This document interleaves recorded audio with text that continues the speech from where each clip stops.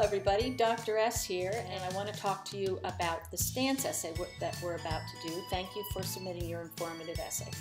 So what we're doing is you've got your topic and you did your personal essay and you gave us information about it, and now you're going to take a stance. Section 7.3, there was a discussion of what this essay looks like. So it discusses it, it's due in week 10, and it's worth 230 points. And you're going to take a stance essay takes a position on a topic and argues and supports that position with evidence. So what are your possible positions, arguments, and I am sending you a sheet that will be helpful for you to organize what your positions and arguments are and the resources you're going to use for them. You need to talk about which position resonates with you. What are your main points? You have to have 3 points and counterpoints, and how do you dispute them? Do you have enough evidence to support your argument? Your stance essay, your perspective should come through, but you're still writing it in the third person just as you did for the informative essay. And you will need to support your points with credible ideas, sources. So as you can see, this entire section 7.3 really walks you through the how to do it, the structure, etc. When you get an assignment, what is really important is for you to look at the directions for the assignment and the rubric. So if we go to week 8, you can see here it says assignment. Now the assignment is due in week 10, but in week 8 you can see here that the instructions for the assignment are here. So they're in our web text, they're also in week 8, and they're also in week 10. So we just went over this part. It is a 3 to 4 page paper, third person point of view.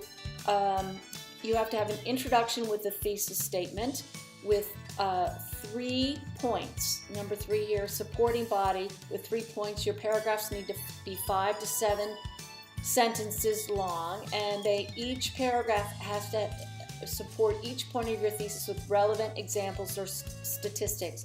Do you address the opinions or concerns that your audience might have? And then making sure that you paraphrase, quote, or summarize to avoid plagiarism. You need to have logic and transitions and a conclusion where you restate the thesis a new way and leave a lasting impression so that your readers continue to think about your topic when they finish reading the paper. Obviously, grammar, mechanics, punctuation, and APA formatting are worth a big chunk of your paper. I believe it's 25%, so that's a lot.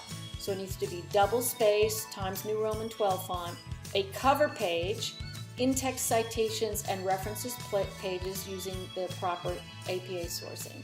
And then the rubric is point of view, 10%, introduction and thesis, supporting paragraphs, transition and logic, conclusion, and grammar, mechanics, punctuation, APA formatting. Notice, you can only get a 75% if you don't do well on category 6, so pay close attention to that. And finally, I want to show you that, yes, in week 10 where it's submitted, again, this is always what happens at Strayer. Where the assignment is submitted, there's an overview of the assignment. And then if you click on the submission button, up here, notice, ladies and gentlemen, is the view rubric. And this is where you see how your paper is graded. Please note that when I open up my gradebook, I see it in this exact order. So the order in which the rubric goes is typically the order in which your paper goes. So you need to make sure you have all of these things, because I have to grade you on each section of this, as you know. All right, so in week 7, it shows you the structure, and you'll be writing your thesis and doing an outline. Notice introduction that always ends with its thesis statement. Reason 1, you give a topic sentence and your evidence, which is your reference, and then a little analysis of it. You do that for your reason 2 and your reason 3, and then you have a conclusion and your references. So what I'd like to do now is show you a model paper, and you can find this model paper under this little right up here, the model paper, and I'm going to open it up in a larger Word document here.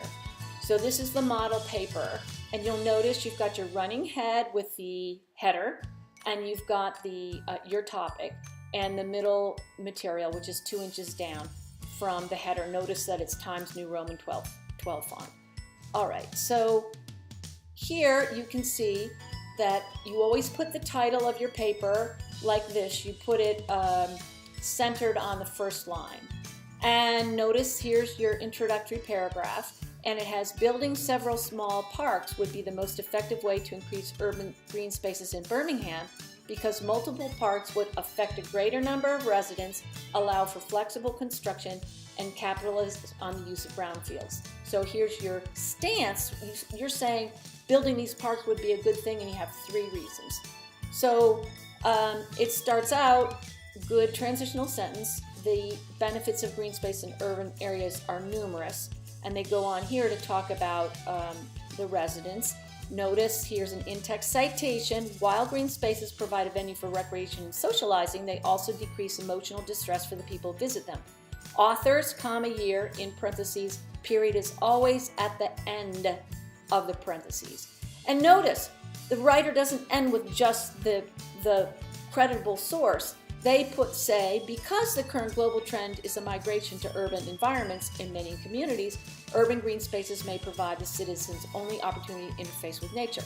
You have to give your analysis of the material you put in there. So you have a topic sentence with your point, then your research, and then your own analysis. So it's like a hamburger bun. Your topic, your research, and your analysis.